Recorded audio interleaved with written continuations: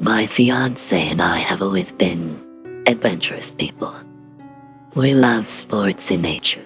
Therefore, it's only natural that we spend lots of time outdoors. One of the things we love the most is exploring different places. Now, we're quite skilled at many things, and we have a professional background in science, so we love exploring deserts, oceans, forests, pretty much everything that's in the wild. Terry, my fiance, and I met 2 years ago at college, and ever since we've been inseparable. As part of our university's curriculum, we were supposed to take a lot of trips and expeditions, and so we went a lot of places with other people in our university. However, for our 2-year anniversary, I wanted to take her somewhere special, where it would just be the two of us, not the whole class. Terry and I have been in our own different places in the States, but I've been saving for a year so that I could take her to a very fantastic trip abroad, since we both like spooky stuff. We've been obsessed with the Carpathian Forest, so I wanted to take her there. Now luckily, going to Romania was not that expensive, so I managed to get everything set up. This trip was very special to me because it had a purpose. Purpose was asking Terry to marry me. Now, a month before the trip, I surprised Terry with the tickets. The plane tickets. Needless to say, she was very excited. We spent the whole month preparing everything for our trip. We were staying somewhere near a little picturesque village in order to be near people. However, we were staying in the forest itself. This wasn't a problem at all. Risky perhaps, but we did a lot of research. It turns out more people than you think go camping around there. There's even a specific place that is known by foreigners like us for being a hot camping spot. And according to reviews online, they said it was safe. So the day finally arrived, and it was an amusing experience. You see, I don't think we've ever traveled that far. And after many hours of traveling by plane and then train and then car, we finally got to our destination. I must admit that the camping spot wasn't as good as it seemed online. It was very basic, and there were only a few people aside from us. But, well, I guess we can't complain. It was October, and it wasn't the hottest month to be traveling. There were literally only 2 other groups camping aside from us. There was a large group of Russian kids. There's 5 of them to be exact. There was another couple, and then there was a guy who was supposed to be the security guy of the camping site. During our first day, we were very tired, and by the time we got to the camping site, it was already afternoon, so all we did was eat and then sleep. By the time we woke up on the second day, the other couple had left the camping site, so it was just even fewer people. Now Terry and I had planned to go to the local village for some supplies and to visit, but before that, we decided to have a chat with the person in charge of the camping site. His name was Mateo. He was a young dude. In fact, he looked even younger than Carrie and I. We're both 23. We wanted to ask him a lot of questions and advice about the place, but he seemed too busy looking at girls on Instagram, so there wasn't anything that came out of his mouth that was of much help. The only thing that he gave us was his number in case of an emergency, which, well, I guess was nice enough. Luckily, Terry and I had done some digging online, so we've been pretty good with maps. We even knew people who had gone there before and claimed it was safe, so we really didn't have any worries. Now for some people, it can be very intimidating to walk around a giant forest with no one to guide them. But we've done this 100 times before. And we knew as long as we stuck to the map and listened to our instructions, everything would be fine. That same day, and the next 2 days, we did some exploring the forest. On our fourth day, we went to visit Bran's castle, which was a magical experience since we always have wanted to visit it. And even more magical is that while we were there, I asked Terry to marry me. She said yes. Everything was great. We were so excited. And the following day we went back to camp. To our surprise, the group of Russian kids was still there. Still being loud, but you know what? They seemed pretty fun. After settling for a couple of hours, one of the Russian guys came to speak to Terry and I. He was quite nice, but his English was kind of broken, so we had to pay attention to what he was trying to say. We exchanged information. We told him our purpose for the trip, and he told us his. He and his friends had just finished school apparently, and were simply looking for a destination away from home where they could go wild and crazy. As the conversation progressed, he let us know that tomorrow they were going to throw a party somewhere near and invited us. We thought it was a cool idea and asked him where would this party be held. He then told us they were going to throw a party at a cave that they had just recently found. We asked him if the cave was safe, and he claimed it was, because they had just explored it today and everything seemed to be alright. He was saying that the cave was very big and beautiful, and it even had an underground mini lake.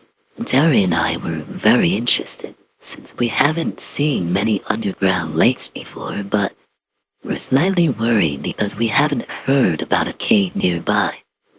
Something we always did was stay away from unknown places. We grabbed our map and asked this dude, Andre, to show us where the cave was. He looked at our map for less than a minute and then shook his head and said, "No, that's not it." He then grabbed the map out of one of his many pockets and laid it on the table. "This is the real map you need," he said. And on the table, he showed us a giant, old-looking map. This map looked similar to the map that we had, but was way more detailed. This dude's map had every single detail, including the cave. We were fascinated by such a map, and we asked him where he had got it from. He said that the granddad of one of his friends, who was Romanian, had the map. We noticed that the cave had a giant X marked, and there was something written underneath in another language. We asked him what it said, and he laughed and said that it meant to stay away. Of course, I immediately asked him, "Stay away from what?" He then laughed some more and said, "Don't worry about it. My friend's granddad was a bit paranoid, but that means nothing." We checked the place already. Very safe and cool. Terry was kind of excited, but I was slightly worried. She had always been a risk taker while I tend to overthink. So we didn't give Andre a concrete answer. We said we would think about it. And he told us that they were heading to the cave around 9:30 in the morning, and that it would be a 2-hour walk. He grabbed the map back, but gave us a copy and told us to think about it. That whole night, Terry insisted, but I don't know, I was still hesitant. But eventually the morning came and we still didn't have a decision, so we didn't go with it. We decided to explore a little bit on our own, but I could tell Terry was bothered. Since it was the day of our anniversary, I did want to do something cool. Since what she wanted was to go to the cave, then, well, that's what we did. So we followed the map, but the way we had to go is unknown to us.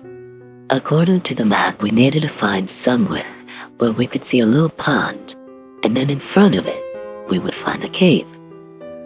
The whole walk took us 3 hours, and then we finally saw the pylon in the cave.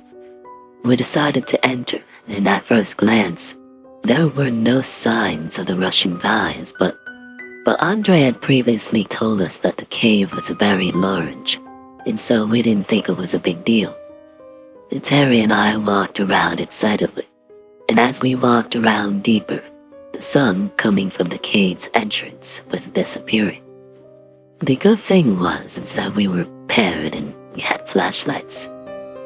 After walking around for 4 minutes or so, we got to a point where there were 2 different paths. One of them was in front of us, and the other one was towards the side. We really hadn't been told where to go. I wanted to peek through each one first while Terry stayed at the same spot, but she wouldn't let me. She insisted for us to go together and choose one of the paths. I wanted to take the path in front of us, but as you can imagine, she didn't. And so I ended up doing what my dear fiancé wanted. With one hand we held our hands, and with the other one, we held the flashlights. All of a sudden, we heard a noise. Sounded like someone crying.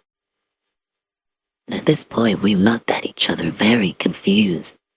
I could tell Terry was scared. "Hello?" I said aloud, but instead of an answer, we kept hearing this person's sobs.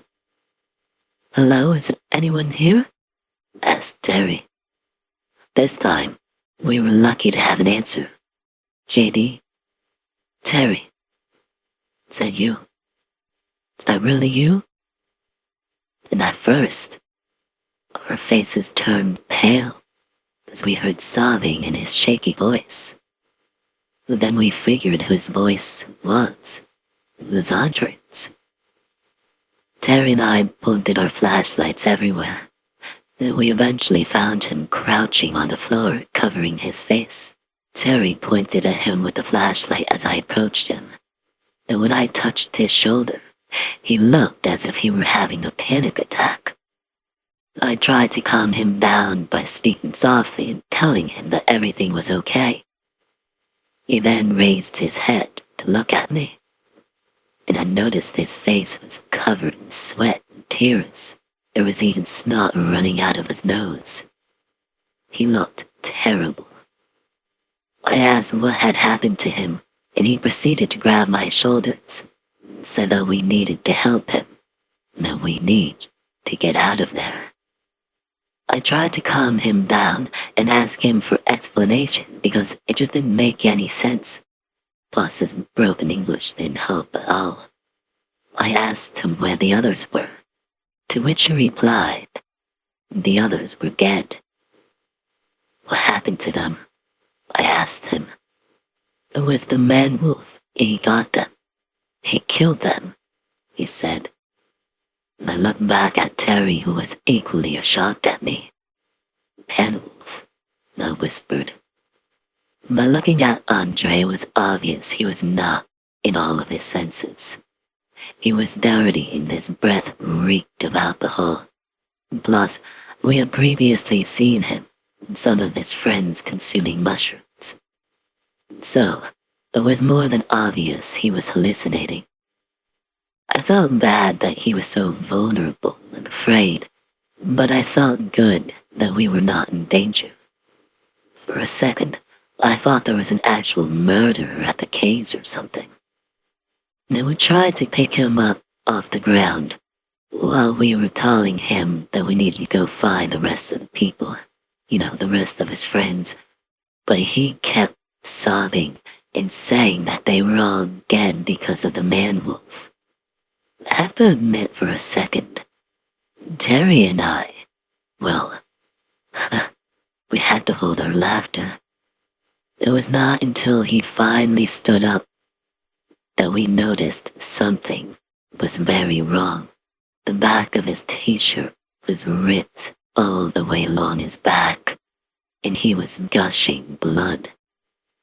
At that moment, we instantly knew something was up.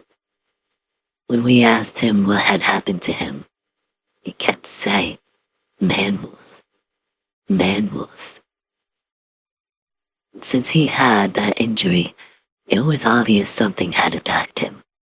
We did not know why he kept saying it was a werewolf, a man-wolf, or whatever the hell it was, but we came to the conclusion it must have been a wolf or another wild animal. I mean, after all, we knew there were some wolves around in the area. So we both grabbed him from different sides. We were making our way out, but we heard a growl. That's my time in college as a biologist and a scientist. I've heard many animal growls, including wolves. But this one was like no other. It was the scariest thing I've ever heard. It sounded like a hyena. High-pitched, shrill. As soon as we heard it, he started freaking out. "It's back. We have to get the fuck out of here," he said. But before we had time to walk any faster or even run, there was something standing in front of us blocking the exit. Now we knew what Andre was talking about. I don't know how I didn't faint looking at such a horrid thing. His description of a man-wolf was very accurate, because that's what was standing in front of us. He had the body of a wolf indeed, the face of a human. You could tell in his eyes that he was angry. Why, I didn't know, but anyway, we didn't have enough time to think. 1 second he was standing before us, and the next, he was already coming for us with his giant mouth filled with teeth, snarling. At that moment, all of us separated and ran around. Unfortunately, this thing managed to get hold of Andre. I noticed Terry was there petrified, so I grabbed her by the hand and ran with her as we had to leave Andre behind with the creature. Terry and I eventually got to the point where we saw the two paths in front of us, one being the exit from the cave, and the other being the place where we assumed the cave stream was, and where the others once were. I was trying to guide Terry towards the exit path when she let go of my hand. I looked back at her and asked her what was going on. She said that we had to go the other way. I said to her, "Are you crazy? This is the right way." But she insisted we need to go the other way to see if we could help any of the other guides. I kept telling her that they were dead and there's nothing we could do for them now, but that the two of us still had a chance to get away from there. But being as stubborn as she was, she kept insisting and making us waste time.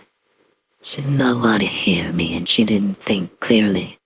She ended up running the other direction, bossing me to go with her. But I didn't follow her. I decided to make my way towards the exit, and as I ran, I kept thinking I was an awful person for leaving the love of my life there alone. But I wanted to save myself. And soon after separating from Terry, I saw hope. I saw the light, which meant this way was indeed the right way towards the exit. As I was running closer to the exit, I heard something that almost made me turn back. I heard Terry screaming. And I knew exactly what that meant. She must have been caught by that thing. And for 1 second, I wanted to go back to help her, but I realized going back wasn't going to help anybody. She would be dead by the time I got there. So would I if I didn't exit the cave at that exact moment. I got out of the cave and then kept running for a long time, while making sure I wasn't being followed. And after about a half an hour or so of running, when I finally recognized a familiar spot, I stopped and tried to use my cell phone to call the dude who patrolled the camp. Luckily for me, the reception was good and he actually picked up. I told him who I was and that I needed some help, and he told me to stay right there. Let me tell you, the longest wait of my life, or at least it felt like it. As I waited for help, that finally hit me. My fiancé must be dead by now. I started feeling guilty about it, 40 minutes after I called, the local police and other cars full of people came for me. They asked me once again what had happened, and I explained almost everything. You see, the thing is I knew they wouldn't believe me if I told them what I saw was a wolf with a human face. So I simply told them that it was a wild animal, and that I believed it was a wolf, but it was too dark to see. When I explained that this had happened at the cave, many of the people that were there and knew the area very well said that they didn't know about any cave around. And I had to explain the cave was deep in the forest, and I showed them the copy of the map Andre had given me. They took the map and said that they would try to follow it. And I insisted on going, but the police didn't let me and said I needed to be examined by doctors and then tell them my statement. Eventually, we arrived at the town. I had to wait a lot of time before I knew what was up, but later on that night, a police officer who I had previously seen in the woods asked me to go with him somewhere. He then took me into another room at the hospital, where he showed me a ring that I had perfectly recognized. It was the engagement ring I gave to Terry. He said what I didn't want to hear. She was dead. I started to freak out and demanded to see her, but then he told me something even more horrific. He said it was better if I didn't see her body because there was not much left to see. After hearing this, I just broke down. The following days, the police told me that they believed that a pack of wolves had attacked my friends. They had found exactly 7 corpses, so I was sure it was Terry, Andre, and his friends.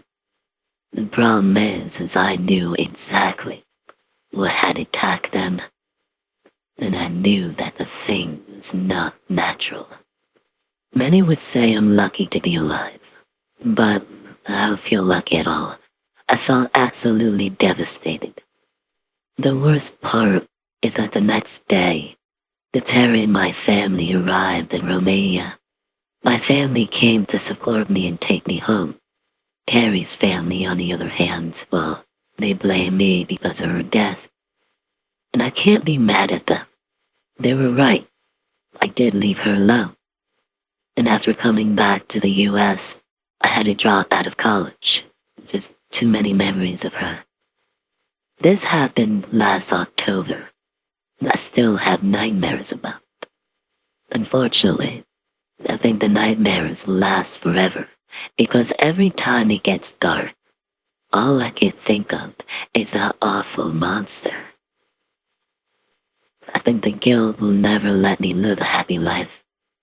I know many people agree that saving myself was the right thing to do, but I can't help but believing if I would have forced Terry to come with me if she would still be alive today.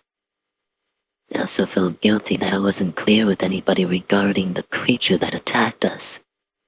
I kept thinking that the creature will continue to attack innocent people who will go to the cave and its surroundings. Hell, I'm pretty sure it's attacked people before. I bet that's why the map said, "Do not go there."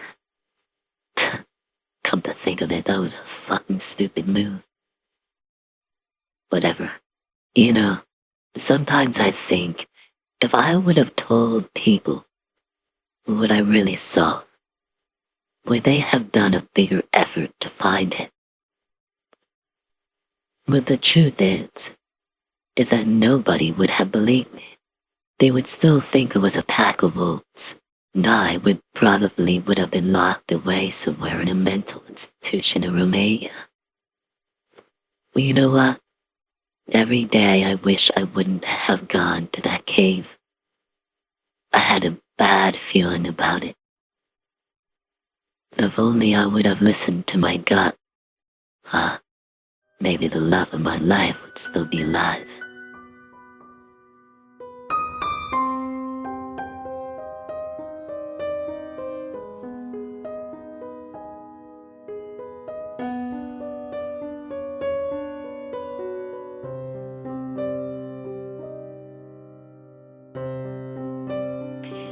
I've always been close to my grandmother, mostly because she has been a parent for me where mine failed.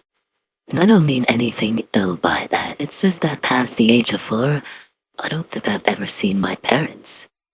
My Nana told me they just up and left one morning, leaving her with me because they wanted to go traveling the South and help those in need. It was a nice story, sure, but why hadn't they called or even written? Never tried anything for Christmas or my birthday either. Needless to say that I was in quite a shock when I learned my grandmother died. She was my one and only family, and after Pa's death a few years ago, she and I became even closer. I visited her 3 times a week, spent playing card games and watching TV. Well, I did everything I could to make sure her life was comfortable. At some point, I even offered to pay for her to go into a retirement home where people would take care of her every day. I said I wouldn't change anything about my visits, but that way I just wanted to make sure she was taken care of and eaten. She absolutely refused. She was much too proud for that, plus she didn't want to leave the home, even if climbing those stairs pained her in the end. 89 years old she was, and yet, despite 2 bad hits and sickness after sickness, she refused to leave her home. I tried to visit more. I had a chair stair lift installed so she didn't have to ruin her body any more than she was doing, but she refused to use it. Cost me a lot of money, but my Nana, she was stubborn as a bull who saw red. She said she didn't need it, and while I wanted to believe her, I knew her body was falling apart piece by piece. You know, she used to weigh about 270 pounds. Jolly eyes, rosy cheeks and double chins, the whole shebang. Her skin was soft and she smelled like lilacs in May, thanks to one of the several creams she used to keep herself in shape. Her hair was dyed a strange shade of red that seemed orange in the lighting, and she always painted her lips red. In the home I grew up in still smelled of sweet dough whenever I visited. There was always a cake or at least some muffins on the counter whenever I was there. However, these past 2 years, old age caught up to her. And the last I saw of her, she was a scrawny 100-pound lady that was losing it of her mind a little bit more and more every day. I employed a few nurses to take care of her, obviously. I had a very good job that paid well enough that it could afford people going in and out of her home 24/7. She hated it, and one by one, the nurses quit because apparently she became snappy. Dangerous even. She stabbed one of the nurses with a pencil. I would have taken care of her. I probably was the only person who could approach her without risk, but I didn't have that time anymore.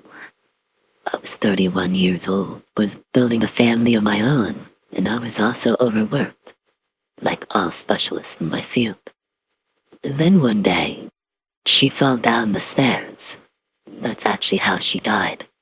The news of her death felt like a ton of bricks falling on my chest. I had lost what was left of my past.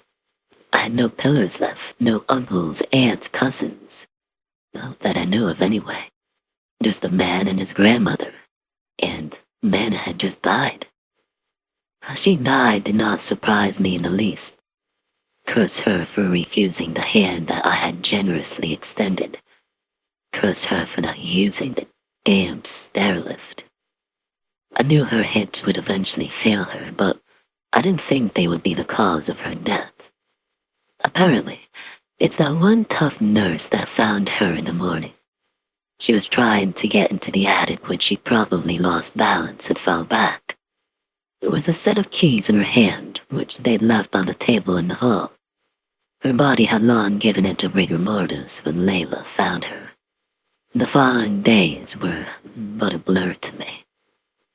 There were the visits at the morgue, then but the notary, the arrangements for her funeral, the insurance company for the house. So many things happened that I barely had the time to breathe. I have to take 2 weeks off at work just to be able to complete that, and also to go empty the house. I was obviously going to put it up for sale as I had no use for it, and honestly, I didn't feel comfortable walking in a house where someone died. 2 days after her funeral, I finally went back to the house. Even if I didn't want to, even if I could have had someone else take care of emptying the house, I wanted to go through her things first. I didn't want her memories to be touched by a bunch of strangers. I would keep what was relevant to me and our family, and the rest I would give away in donations. I started in the basement and went up to the ceiling. Within the first half of the day, I had emptied the basement entirely, put everything in boxes marked for donations. And there wasn't much in the basement since it was rather cramped. I don't even know how long it's been there, but the sight of that chicken had to have been a few years. Quite honestly, I doubted she even went into the basement anymore since Pa's death. And then there was a closet, but it was full of Pa's old hunting outfits and boots, an abandoned 12-gauge shotgun, and a few fishing rods. I decided to keep the fishing rods because I loved to go fishing with my Pa, and thought it would be good for me and my son, once he was older, obviously. The shotgun, though, I was probably just going to sell. So I packed the rods and shotgun in my car and moved on to the kitchen and the living room.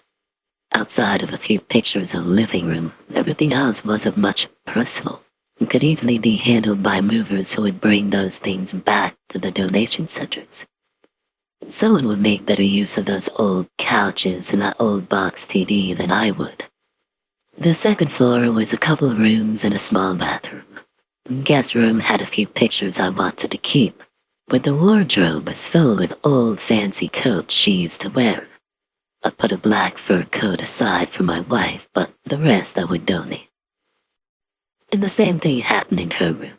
I searched through everything but only kept that one box she had on the top shelf in her closet, which was pretty much only souvenirs from my youth. And all that was left was the attic, and I wonder what it was she was looking for up there that ended up killing her. I climbed the stairs, one hand on the rail as I looked at the door that led into the attic. Then, I looked back to where she fell. They'd done a good job cleaning up the blood and the mess. No, that she lost a lot. She hit her head and passed out, never to wake up, apparently.